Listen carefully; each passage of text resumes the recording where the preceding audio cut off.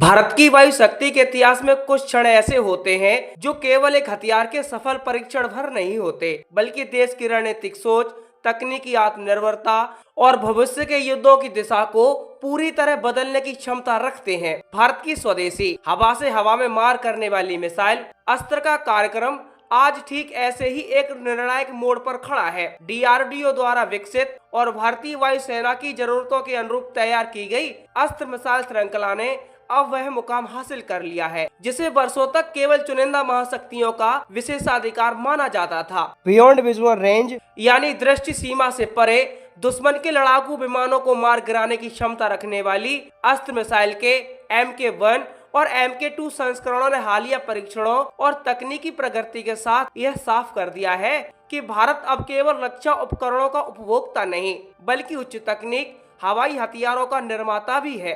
दरअसल आधुनिक हवाई युद्ध अब डॉग फाइट तक सीमित नहीं रह गया है। आज के समय में लड़ाइयां रडार स्क्रीन पर शुरू होती हैं और कई बार पायलट को दुश्मन विमान दिखे बिना ही खत्म हो जाती हैं। जिस देश के पास लंबी दूरी तक मार करने वाली, सटीक और तेज प्रतिक्रिया देने वाली, हवा से हवा में मार करने वाली मिसाइलें होती हैं, उसकी वायुसेना उतनी ही घातक मानी जाती है। लंबे समय तक भारत इस क्षेत्र में रूस, फ्रांस और इजराइल जैसे देशों पर निर्भर रहा।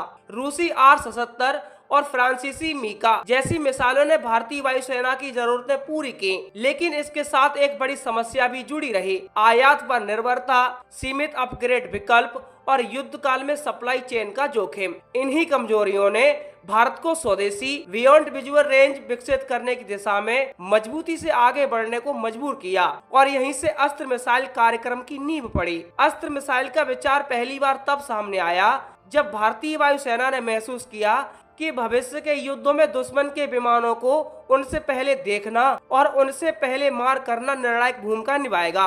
डीआरडीओ को इस चुनौती का समाधान खोजने की जिम्मेदारी दी गई और कई सालों की रिसर्च, असफल परीक्षणों और तकनीकी वादों के बाद अस्त्र MK1 ने आकार लेना शुरू किया।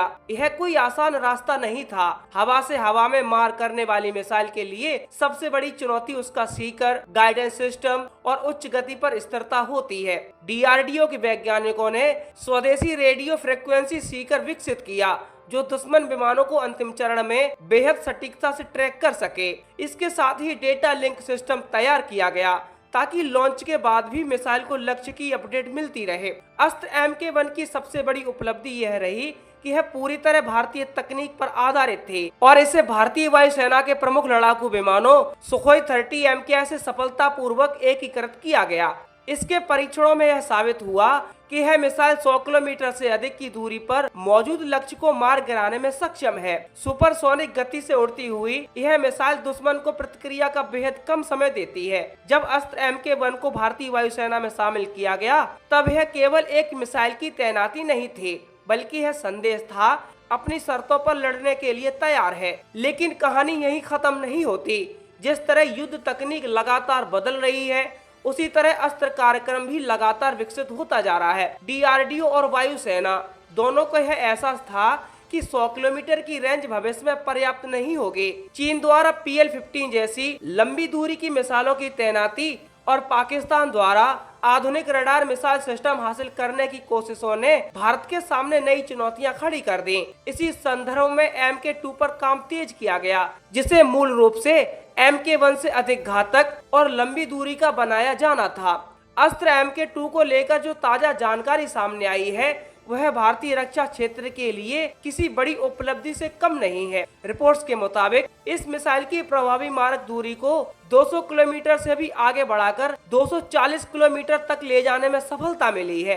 यह आंकड़ा केवल एक संख्या नहीं है, बल्कि यह भारत को उन चुनिंदा देशों के कतार में खड़ा कर देता है जिनके पास इतनी लंबी दूर तक मार करने वाली स्वदेशी हवा से हवा में मार करने वाली मिसाइलें मौजूद हैं। इस रेंज का मतलब है कि भारतीय लड़ाकू विमान दुश्मन के एयर स्पेस के करीब गए बिना ही उसके विमानों को निशाना बना सकते हैं। अस्त्र MK2 में सबसे अहम भूमिका प्रोपल्शन सिस्टम की है। इसमें ड्यूल पल्स रॉकेट मोटर का इस्तेमाल किया गया है, जिससे मिसाइल को उड़ान के दौरान 2 चरणों में अतिरिक्त ऊर्जा मिलती है। इसका सीधा फायदा यह होता है कि मिसाइल अंतिम चरण में भी अपनी गति और मारक क्षमता बनाए रखती है। पारंपरिक मिसाइलों में अक्सर ऐसा होता है कि लंबी दूरी तय करने के बाद उनकी ऊर्जा कम हो जाती है, जिससे लक्ष्य के पास पहुंचकर उनकी प्रभावशीलता घट जाती है। अस्त्र MK2 इस कमजोरी को दूर करती है। इसके साथ ही इसके गाइडेंस और सीकर सिस्टम को भी पहले से कहीं अधिक उन्नत बनाया गया है। आधुनिक इलेक्ट्रॉनिक काउंटर मेजर्स के दौर में दुश्मन विमान अपने रडार सिग्नेचर को छिपाने या मिसाइल को भ्रमित करने की कोशिश करते हैं। अस्त्र MK2 का सीकर इन सभी चुनौतियों को ध्यान में रखकर डिजाइन किया गया है, ताकि वह जामिंग और डिकॉय के बावजूद लक्ष्य को पहचान सकें। यही वजह है कि रक्षा विशेषज्ञ इसे भारतीय वायुसेना के लिए गेम चेंजर मान रहे हैं।